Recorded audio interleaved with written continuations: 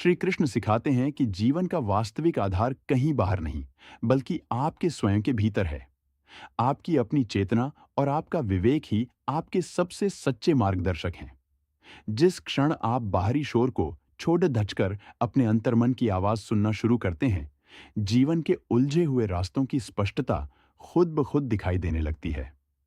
अक्सर हम समझते हैं कि खुश रहने का अर्थ चुनौतियों से बच निकलना है, परंतु सत्य इसके विपरीत है। वास्तविक प्रसन्नता का अर्थ है कि परिस्थितियां चाहे कितनी भी विकट क्यों न हों, आप अपने मानसिक संतुलन को बिगड़ने न दें। अपने चेहरे पर एक सहज मुस्कान, मन में अटूट विश्वास और संकल्प की शक्ति बनाए रखना ही जीवन की सबसे बद्धी जीत है। जब कोई व्यक्ति इस आंतरिक स्थिरता को प्राप्त कर लेता है, तो संपूर्ण जगत उसकी सामर्थ्य का लोहा मानने लगता है।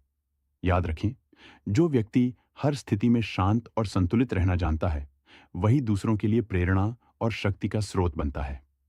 यदि आप भीतर से सुदृढ़ हैं, तो आपका व्यक्तित्व ही दूसरों के लिए एक सुरक्षित आश्रय बन जाता है। गीता में इसे ही स्थित प्रज्ञ कहा गया है। एक ऐसा व्यक्तित्व जिसे न तो दुख विचलित कर सके और न ही सुख के प्रलोभन डिगा सके। कृष्ण का एक अत्यंत महत्वपूर्ण संदेश है, आत्मनिर्भरता।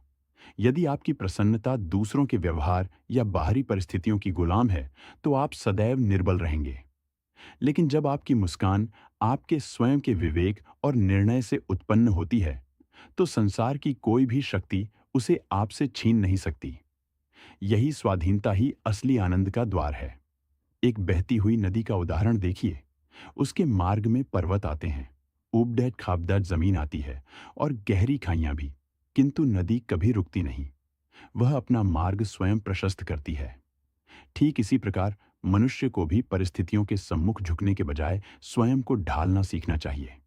यदि मार्ग कठिन है, तो निराश होकर बैठने के स्थान पर अपनी खुशियों का नया रास्ता खुद बनाइए। लोग अक्सर यह कहते हैं कि जब सब कुछ ठीक हो जाएगा, तब मैं प्रसन्न रहूंगा। जबकि वास्तविकता यह है कि जब आप भीतर से प्रसन्न रहना शुरू करते हैं, तभी आपको बाहर की चीजें ठीक लगने लगती हैं। यह संसार वैसा ही प्रतीत होता है जैसी हमारी दृष्टि होती है। यदि दृष्टि निराशाजनक है, तो सुख सुविधाएं भी व्यर्थ लगेंगी, और यदि दृष्टि में विश्वास है, तो कठिन समय भी आपको एक नया पाठ पढ़ाकर निखार देगा। श्री कृष्ण के अनुसार प्रसन्नता कोई संयोग नहीं, बल्कि एक निरंतर साधना है। इसे हर दिन हर पल चुनना पड़ता है। जैसे हम सांस लेते हैं, वैसे ही रोज सुबह यह संकल्प लें कि आज चाहे जो भी हो, मैं अपनी मानसिक शांति को भंग नहीं होने दूंगा। यही दृढ़ निश्चय आपको दिन भर की चुनौतियों से लड़ने की ऊर्जा देगा। जब भी मन हार मानने लगे, तो बस भीतर से उस चेतना को महसूस करें जो कहती है, निर्भय रहो, मैं तुम्हारे साथ हूं। स्वयं को आनंदित रखने का अर्थ यह कतई नहीं है कि आप समाज से कट जाएं। इसका अर्थ यह है कि आपकी जड़ें इतनी गहरी और मजबूत हों कि बाहरी संसार की कोई भी आंधी आपको जड़ से न हिला सके। जिस वृक्ष की जड़ें मजबूत होती हैं, वह भयंकर तूफानों में भी अडिग खड़ेला रहता है। मनुष्य की सबसे बद्धी त्रुटि यह है कि वह अपने कष्टों के लिए दूसरों को उत्तरदायी ठहराता है, कभी भाग्य को, कभी समाज को, तो कभी परिस्थितियों को। परंतु गीता का सार कहता है कि आपके विचार ही आपके सुख और दुख का निर्धारण करते हैं। बाहरी जगत केवल परिस्थितियां देता है, उन पर आपकी प्रतिक्रिया ही आपके जीवन का परिणाम तय करती है। यदि आप अपने मन पर नियंत्रण पा लेते हैं, तो दुख का प्रभाव स्वतः समाप्त हो जाता है। कुरुक्षेत्र की रणभूमि में अर्जुन भी भावुक होकर टूट चुके थे। उन्होंने शस्त्र त्याग दिए थे, किंतु कृष्ण ने उन्हें समझाया कि जब तक तुम भावनाओं के दास बने रहोगे, तब तक सही मार्ग नहीं चुन पाओगे। मन को जीतना ही जीवन के हर युद्ध को जीतने की पहली सीढ़ी है। खुद पर विजय प्राप्त कीजिए, आनंद स्वतः आपके पास चला आएगा। प्रसन्न रहना केवल एक आदत नहीं, बल्कि आपकी आत्मा का एक गंभीर निर्णय है। जब आप यह तय कर लेते हैं कि आप अपनी ऊर्जा नकारात्मक बातों में व्यर्थ नहीं करेंगे, तो आपके व्यक्तित्व की आभा बदलने लगती है। लोग आपकी उपस्थिति मात्र से शांति का अनुभव करने लगते हैं। अंत में यह सदैव स्मरण रखें कि असली परिवर्तन बाहर नहीं, आपके भीतर होता है। इसीलिए कृष्ण बार बार मन को जीतने पर बल देते हैं। खुश रहने का तात्पर्य यह नहीं कि जीवन में कभी दुख नहीं आएगा। दुख आएगा, परंतु वह आपको तोड़ ढांच नहीं पाएगा, क्योंकि तब आप दुख को एक बोझ की तरह नहीं, बल्कि एक अनुभव की तरह देखेंगे। सत्य का मार्ग और भीतर का युद्ध। जब अर्जुन ने श्री कृष्ण की ओर देखा, तो उनकी आंखों में अब आंसू नहीं, बल्कि एक संकल्प की चमक थी।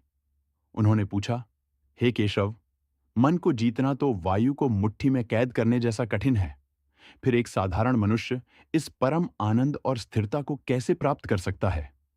श्री कृष्ण मुस्कुराए और बोले, पार्थ, अभ्यास और वैराग्य ही वह दो पंख हैं जिनसे मन के आकाश को नापा जा सकता है।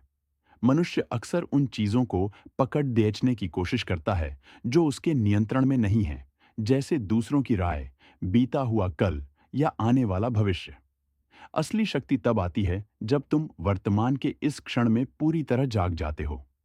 कृष्ण ने आगे कहा कि जीवन में केवल खुश रहना ही काफी नहीं है, बल्कि अपनी खुशी को स्वार्थ से ऊपर उठाकर सेवा में बदलना ही मनुष्य का अगला कदम होना चाहिए। निस्वार्थ कर्म। जब आप केवल अपने लिए मुस्कुराते हैं, तो वह मुस्कान क्षणिक होती है, पर जब आपकी मुस्कान किसी और के जीवन का अंधेरा दूर करती है, तो वह दिव्य बन जाती है। अहंकार का त्याग।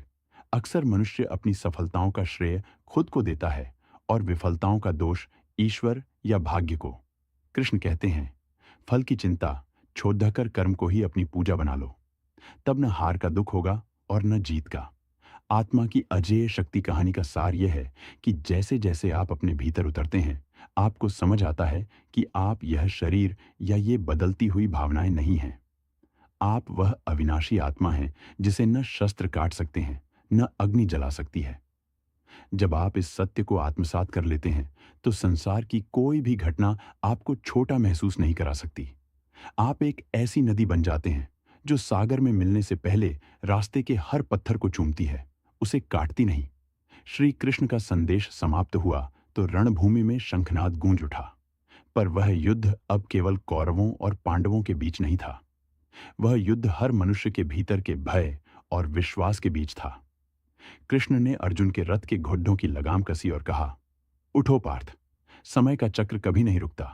जो बीत गया वह तुम्हारा नहीं था, जो आने वाला है उस पर तुम्हारा अधिकार नहीं। बस इस पल में अपना सर्वश्रेष्ठ दो, क्योंकि यही तुम्हारी नियति है।